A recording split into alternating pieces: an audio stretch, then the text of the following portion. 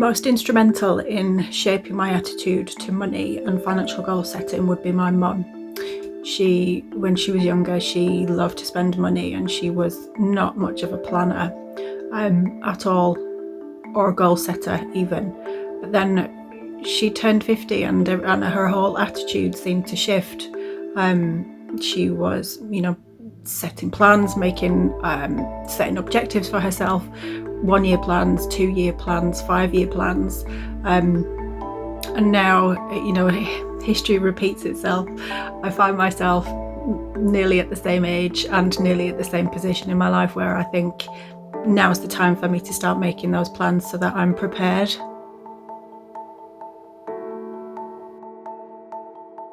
And as I'm the youngest in my family, I've been able to draw upon their experience that they've had, the mistakes they've made, and sort of point them in the right direction in terms of how best to achieve my financial goals, which has been very useful. And I've kind of drawn upon their experience for many years, and it's done me quite well. And in conjunction with them pointing in the direction of the right professionals to talk to, it certainly helped me. I couldn't have done it on my own because it's a bit of a minefield, and trust is key, and I do trust my family.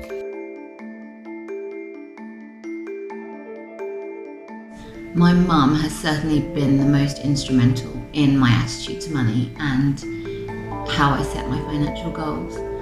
From early on, she would be teaching us about ISAs and using your allowance and what interest rates were available and how you should think about regular savers. She'd always have her finger on the pulse. She somehow knew every single bank teller in town back then, when banks were still all over the high street. I can remember on one occasion when the insurance man came to collect for his collections on the Friday. We'd had a particularly bad couple of weeks with my father being off work with illness for 2 weeks, and things were really tight, and you could just see from her attitude how stressed she was with it.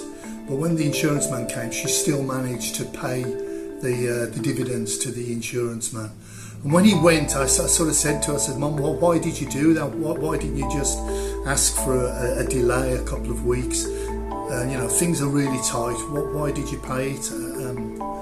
And then she just said to me, she says, "I've paid those dividends so that you don't have to have things so tight."